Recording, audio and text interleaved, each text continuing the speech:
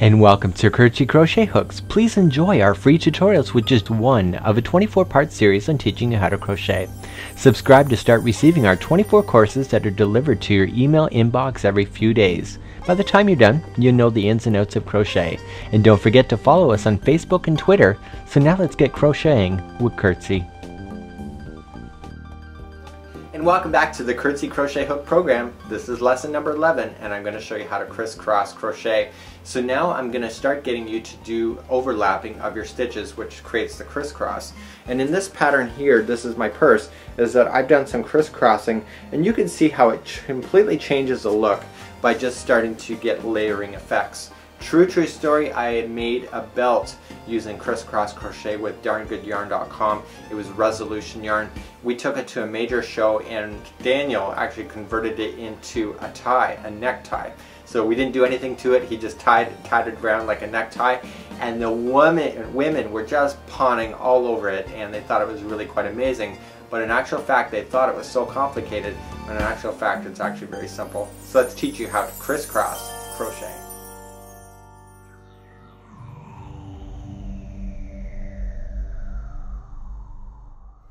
In today's tutorial with the Criss Cross Crochet, we're going to be working with the Bernat Mosaic, and this color coordination right here is called Optimistic. And so it changes color really slowly, and it's asking for a 5.0 millimeter crochet hook. So let's get started. We're going to do a slip knot, and I'm going to explain a few things. So do your slip knot as you normally would. Now this crisscross pattern is in sets of 2, and what do I mean by sets of 2? What I'm saying to you is that the pattern will repeat every second stitch. Okay, so if the pattern says it's in sets of 8, that means that there's 8 stitches before the pattern will repeat. This one is number 2.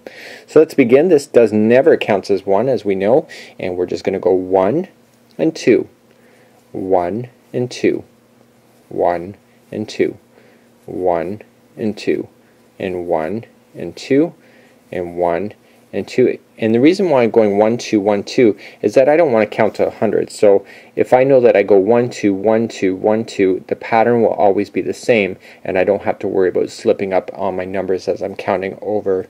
You know, you run out of fingers eventually, and sometimes you miscount. So 1 and 2. So with an Afghan or a table runner, a scarf, just keep it in sets of 1 and 2, and you should be good, and your pattern should work out. So let's move on to your next level as we work our way up. So just go as long as you want to go. So let's begin to work on the next line. We're going to now chain 1, and we're going to go from second from the hook. So this is 1, 2. See this orange spot on there? That's number 2. So we're just going to slip in our hook and we're going to single crochet. Okay, so we're just going to grab the material, pull it through, and then pull through 2. Let's go to the next one on the chain. So we've done this kind of step before. We actually taught you how to single crochet based on the chain as well, way back in lesson, I think, number 3. So let's begin, and we're just going to single crochet ourselves all the way back, and let's meet back up at the end of the line. So if you've done an Afghan or a table runner with this particular tutorial, we'll just meet up at the end and we'll go from there. We are now approaching the end, and make sure you don't add any extra stitches. You actually only have 1 stitch left to go, and we just go in just like that. Okay. So that is your final. So you can see that. So now what we're going to do is that we're going to begin to do our crisscross. So here we go. We turned our material and we're going to chain up 3. The reason why is that we're going to be doing double crochet. So let's chain up 3. So 1, 2, and 3. And now let's look at the stitches here. Now with double crochet we normally go into the very next one, which is right here. But with the crisscross, we're actually going to skip that one and go into the very next one. Okay, so let's do that. And we're going to double crochet as normal. Okay, so you can see that now that there's a gap. So now the next stitch is actually behind it. So we've gone here, so the next one is in behind. So what I want you to do is I want you to grab your material, I want you to twist it towards you. Okay, and twist it towards you so that the stitch in behind is exposed. Okay, so the stitch is in, so we just want to double crochet ourselves as normal once we get to that point. So you can now see that you have 1 stitch, the first one is actually over, and the second stitch is actually under but in behind. So let's begin the next one. So normally we would go to the next stitch available on the crochet line on the stitches, but we want to go to the second one over, because what we're doing is we're crisscrossing all the way across. So we're going to double crochet. So just like we already did on the last one, here's the gap right there. So we just wrap our material, bend it towards you, get the stitch in from in behind, and double crochet as normal. Does this look convenient? It's really not. Once you get yourself into a rhythm, and once you get the pattern to be a little bit bigger too, the yarn starts working in your favor a lot more. So we've just done the crisscross, so now we normally would go into the next one, but we're going to skip one. So this is causing this stitch here to be pulled on a diagonal. You can see that there. And so then we've already skipped one, so we're just going to go bend it towards you and get the one in behind.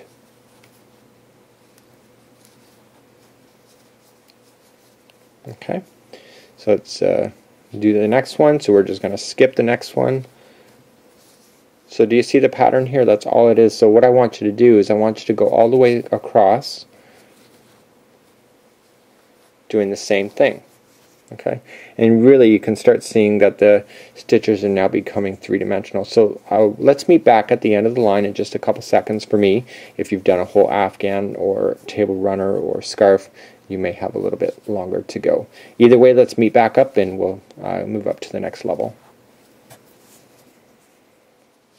We're now at the back end of our project, okay, so that we actually only have one stitch left, and it's right here. So if you've counted right, you should only have one left. We are just going to double crochet as normal into that spot.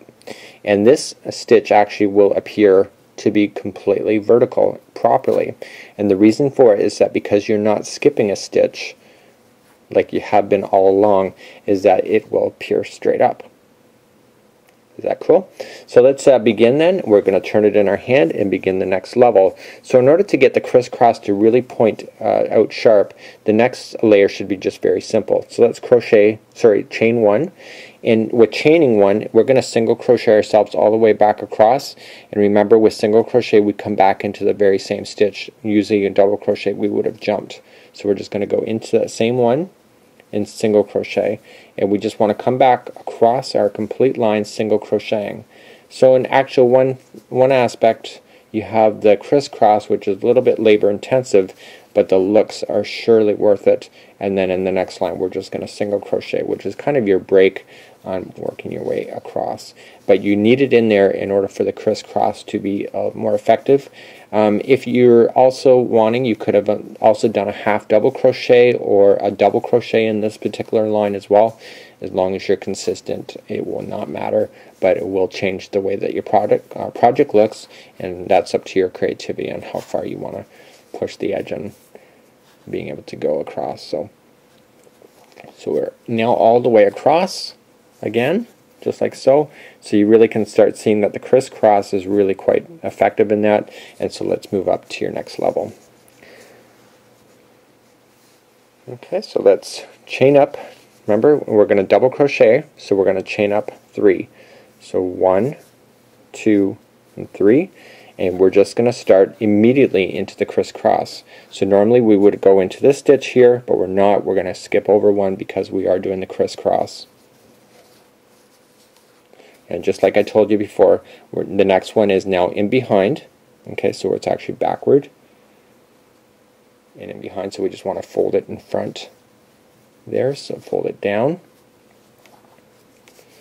And now we're done that crisscross, so we're now going to jump. So this would be normally the next one. We're going to jump to the second, and we're double crocheting.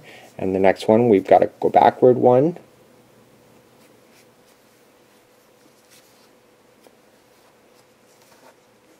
okay, so the crisscross is done, so immediately we jump one,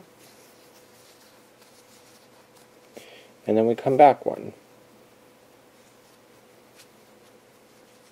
So maybe that's the memory hook for this particular pattern. So the next one we jump one, and then we come back one.